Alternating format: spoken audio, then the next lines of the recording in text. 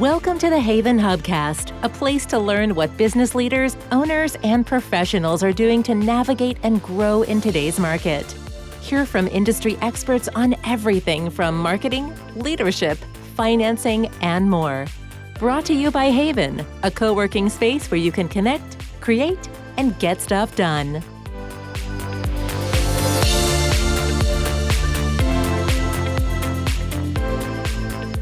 Hello and welcome to another episode of the HAYVN Hubcast. I'm your host, Nancy Sheed, and I am getting excited right now to dig in with Kate Stone. Kate Stone, welcome. Thank you for having me. God, I love your radio voice. It's so good. I know, made for radio is what people say. No, just kidding. Kate, for people who don't know you, you are the founder and the owner of Kate Stone Prep, where you guide young people through the college admissions process and prepare them for long-term success in college and beyond.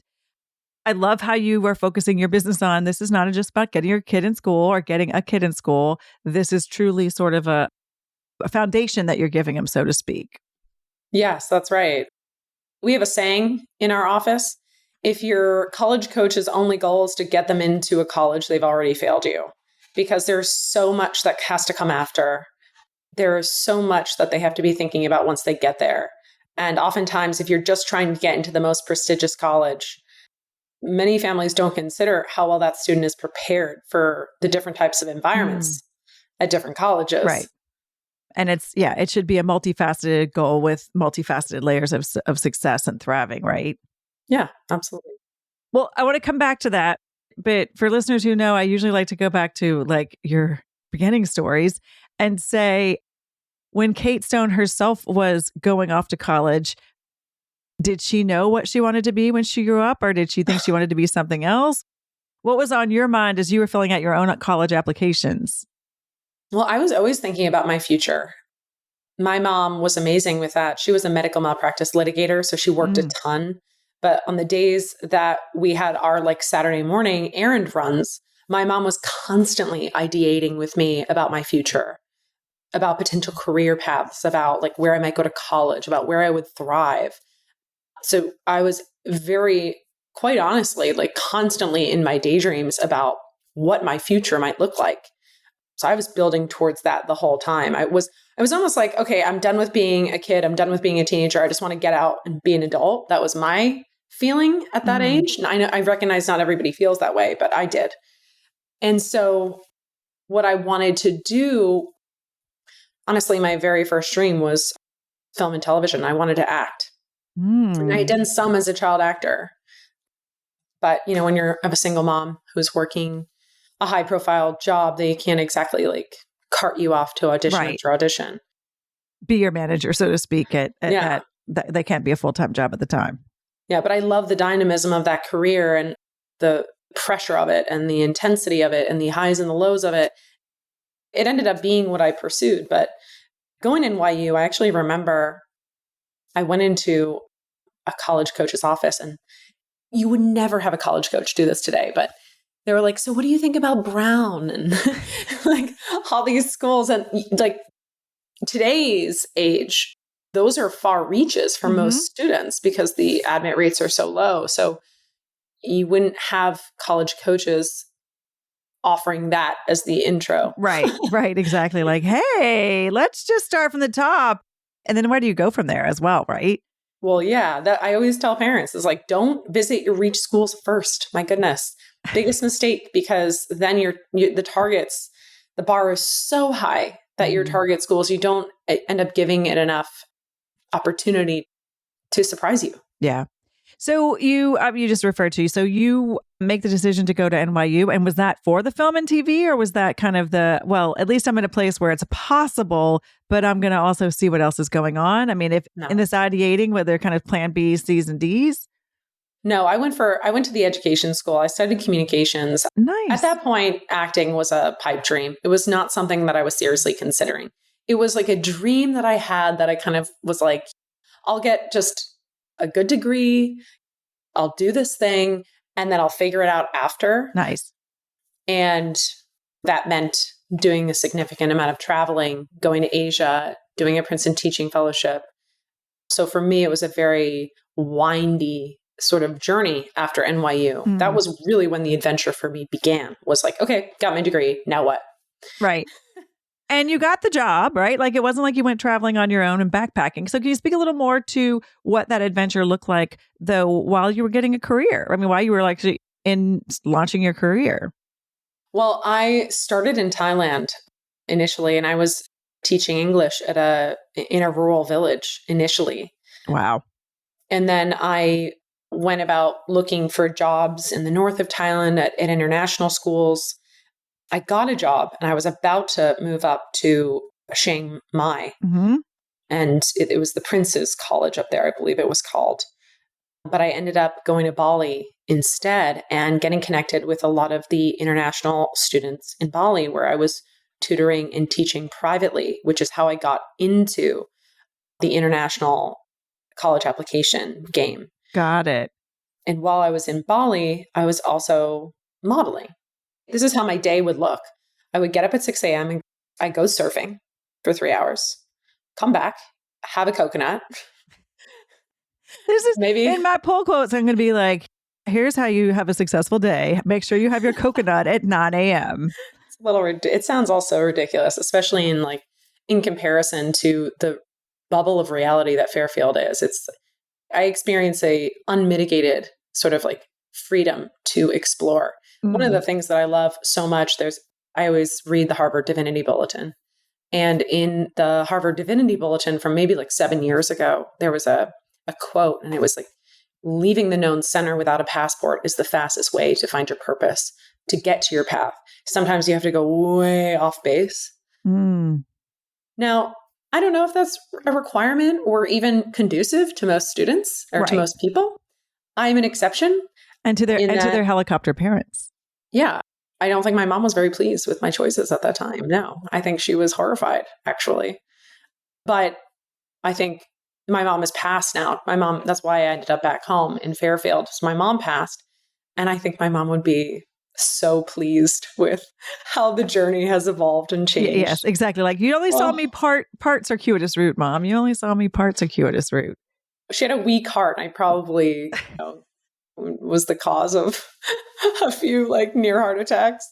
But I appreciate it. So in just reading your bio, I was like, okay, I'm very curious how we make this connection of being in, traveling. And then we have this actress modeling thing. And then at the same time, you've now connected these dots of the internet, the international students and the college admissions process, because you've got English. Yeah. I would surf in the morning. I would go on a couple auditions. I would in the afternoon. And then by 3:00 to sometimes 9:30 at night, I would drive around to all the different villas with all the third culture kids I would teach. So I would go from villa to villa to villa, just driving around the island on my motorcycle, working with these students. And most of them I worked with for 4 years, the entire time I was there, watching them grow up, watching them go off to college. Wow. And I had a mentor at that time. I found an amazing group of British, Australian, French, older generation who really saw me. I was only 22, 23. So they saw me and I was like clung to them because they had all lived fascinating lives. Right. I mean, my mentor, Jonathan, was a fixer for Ridley Scott. Okay. So he was very instrumental in sort of telling me, pay attention to this, pay attention to this, pay attention, come back to this. I know you're going to go off and do your like acting dream thing, but like, keep this going. Keep this thing going in the background. This is not so crazy. He was very smart. Yeah. And what did you I mean, I'm sorry about your mom's passing. So you mentioned that's what brought you back. And how do you pull that obligation, your desire for acting and what's guaranteed to pay the bills? How did that decision-making process look for you? Well, I had a great career. I was lucky in that I booked a lot of commercial work, which really was my bread and butter. Commercials, at least back then, they paid a lot.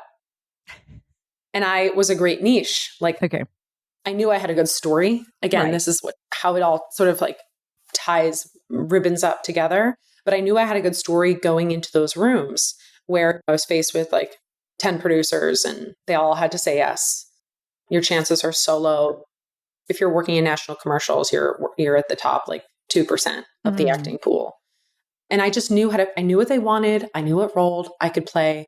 I knew how to pitch myself. I had 30 seconds and I could do what they asked me. But that was all because I spent so much time training before I ever got to LA.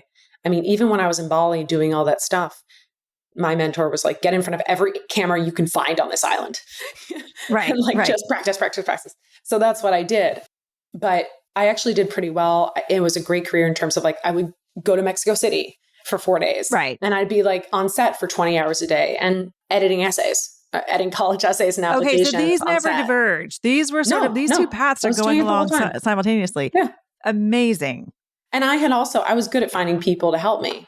The universe, Zach, my husband, says this all the time. He's like, the universe always comes to support you in some way. And that I found that to be very true. But I have a knack for implementation. That's my superpower. Authenticity and implementation are probably my two key like traits that have really helped me. It's like, okay, I need to do this. I need to figure it out. Okay, just find the people, reach out to them, and do whatever they say. Got it. And by that's how I implementation, found my mentors. Yours is, I'll do it. If I don't know how, I mean, I want to do it, I'm going to do it. And if I don't know how to do it by myself, I'm going to figure it out. Yeah, exactly. That's what we teach our students. Yeah. Is like, we're just going to help you develop a board of advisors. We're going to figure out like what general direction you're headed in based on what you like now. And then what could we do that's really interesting to help you ultimately reach the goal, whether it's a specific goal or a broad goal. The key to all of this is action, I think, and meeting as many people as you can and figuring out who are the people that are going to help you reach the goals. Like while I was acting, when I came back to LA, I was obviously tutoring. I was like, wow, tutoring you can't make any money in this. I mean, this is a terrible business. And I was also driving all over LA. It was just like right. It wasn't the same thing as hopping on your motorcycle in Thailand and bouncing from village to village. Yeah. And it wasn't that it wasn't as impactful as well. It was like very transactional. So I had a boyfriend at the time who was an entrepreneur, and he was like, you should find a niche. And I did some research and I found this college application admissions niche. And I was like, this is what I should be doing. I was doing it in Bali. I was like, why don't I just shift from tutoring back to this? There's a huge need. People will pay a lot of money for it. They're willing to pay. They need this. It's a much greater need than tutoring. And I'll just get really good at this thing. And then I found a mentor. I spent 7 years training under him. I was one of his first coaches, the college essay guy, Ethan Sawyer. Nice. Yeah, we actually just hired a woman who I worked with over 10 years ago with him, who was one of his first coaches that I looked up to her. Nice. We just hired her as one of our first coaches. She's going to work behind the scenes to start. Right. She's going to do a lot of our curriculum development, but we're excited to get the word out about her. This is very, very exciting. And from there, I then just got into this world. And I met all these mentors in the admissions office at Stanford, at Yale, at Princeton. And they taught me a lot about the mechanics of developing a great application. And then I just started working with the top applicants in the world. I was getting students from Singapore, connections to clients I had in Indonesia, in India, in China, in Dubai. I even had students in Syria for a bit. And were these all from literally the network you'd been building up? Or was this because you hung out a shingle and you'd already established yourself in international? I love that. It was both. Okay. It was both. Awesome. Yeah. I think the fact that I've been international, I had all those international contacts really helped. And I'd had some experiences with this.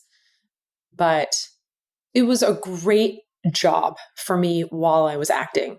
And it gave me a ton of flexibility. And it was also perfect for what I was good at, storytelling. Everything I was learning as an actor in terms of breaking down scripts, story analysis, the whole idea of the personal essay. Right. It was in perfect alignment with my skills, talents, and abilities. And I love working with these kids. They were just so brilliant. I was working with just these amazing applicants and helping them prepare for these top schools. Yeah. It was intense.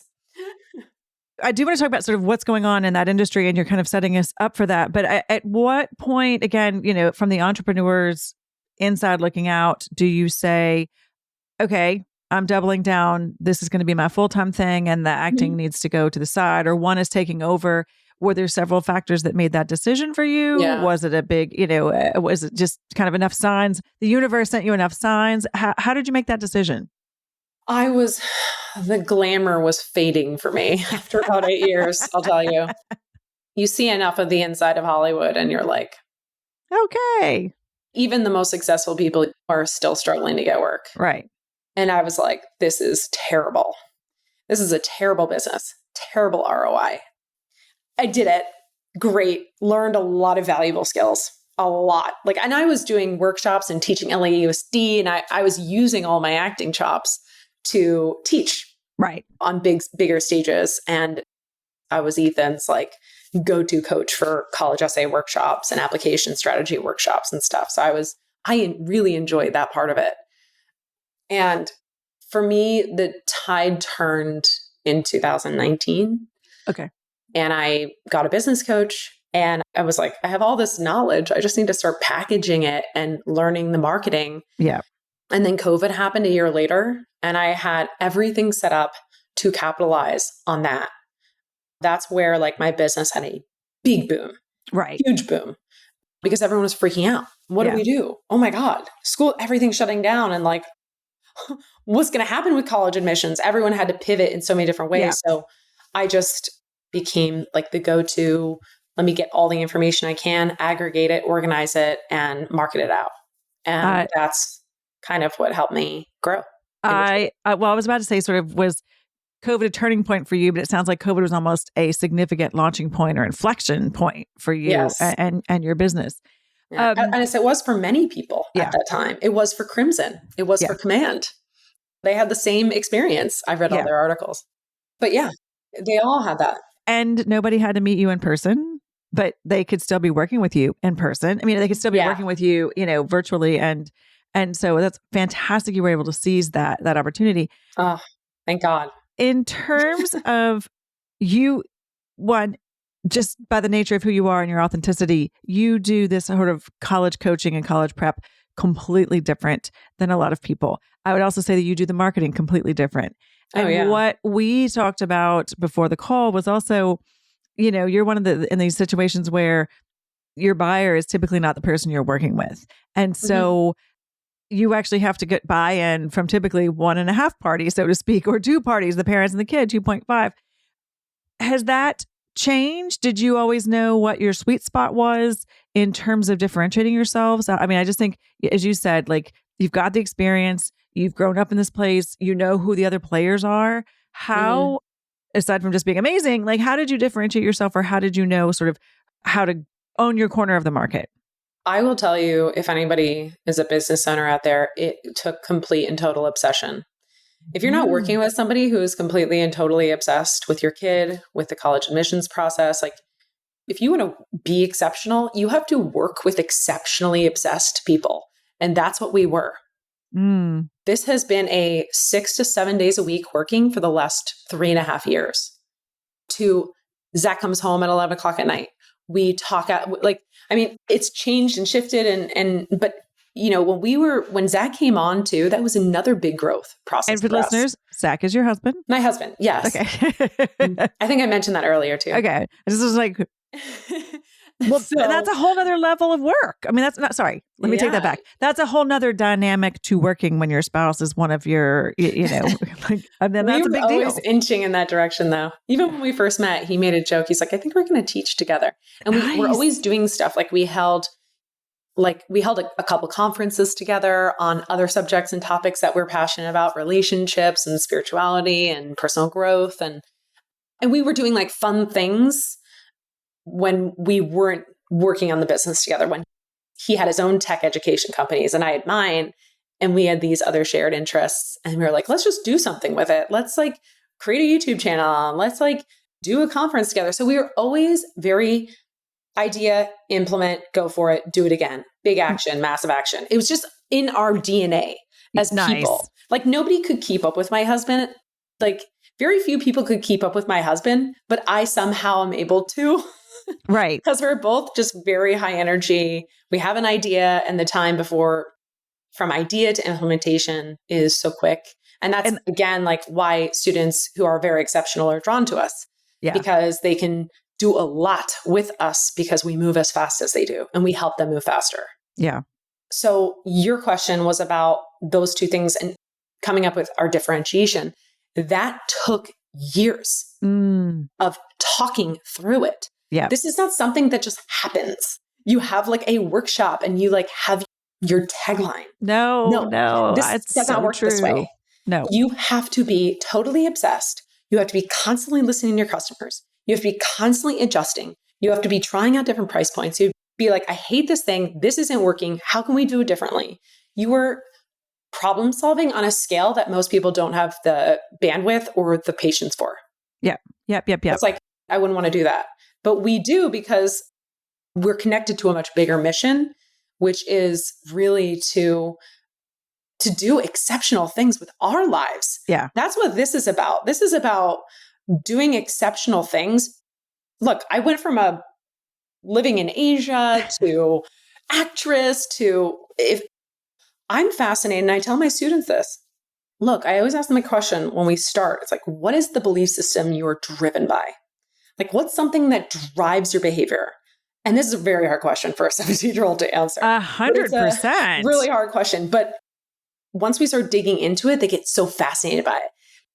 And I can usually spot it when their whole disposition lights up, just like mine is now. Yes, it's like, exactly. It's like, oh my God, that something changed in your face. That's it. And then we can take that theme and really start to find the evidence that supports it. But for me, it's always been changing identities, doing things bigger than I ever imagined possible. And so that's what I want for our students is we don't live in a world now where you can just like phone it in and you can get like nice, cushy, cozy job. Things are changing so incredibly fast. The expectations have higher, the standards of living are higher. If you really want to keep a life of privilege and wealth and to be able to have opportunities and give your kids those opportunities, like you need to think really big. Yes. You need to think really big. I love that. And that's a great segue. And then I could talk. I hope I didn't tangent too much. No. But that's a great segue into, and I almost feel like you answered it. These are high stakes, right? Like these are high stakes. And you talk about total obsession. And so there's the part of me that's like, but wait, how do you make it fun? How do you bring it down to earth? And I love that you said getting the kids to light up. I feel like that's what gets the buy-in. That's what gets them motivated. Do you know what I mean? Where it's coming from within them as opposed to it's gone beyond this is what my parents have been telling me. And, you know, and again, we're here in Fairfield County and some of that stuff even becomes ingrained that they don't even know that where it, you know, it came from. But I think helping them understand and see that it's their path, not that they're living somebody else's path and expectations is so key to this process. They need to be inspired by adults. And I would say that a lot of the students that we work with, I would say most students don't necessarily see the people around them. Some do, but I would say some students maybe aren't always seeing the life that they want around them. Some students want something different. They want something more, and they don't even know what it is. But this idea of, especially like this generation, helping them get excited about growing up and taking on responsibility and getting to that. Like I was always so excited about growing up. I know. And so again, like I think with college coaching, it is so highly stressful. And you're asking kids to do things that are usually way outside their capability level. Oh, actually always. You're right. So you're trying to get them to write in ways they've never written. You're trying to get them to think about their future in ways they've never thought about. You're trying to get them to understand, like, hey, if you want to go to this like top 20 school, let me show you some applications and let me show you some activities lists of students who've gotten in and let me show you some honors and awards. And really helping them go is, do you want this? Yeah. Because this is what it's going to take. Right. And if you want it, and if you're a 10 hungry, we're going to help you get there. Nice. We can help you get there. Nice. And I think in terms of making this process less stressful, I think the thing that most people don't understand is that it's not just about the service. It's about how the service gets delivered.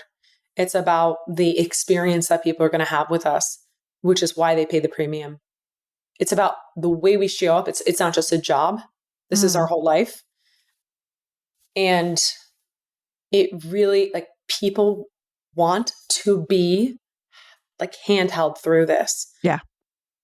Because it can be brutal to have these tough conversations, to have to face difficult realities, to have to, like, one of the questions Zach will ask a student in session is like, how do you handle rejection? Especially for elite track applicants. How do you handle rejection? You know, like, really, like, let's have this conversation. Right.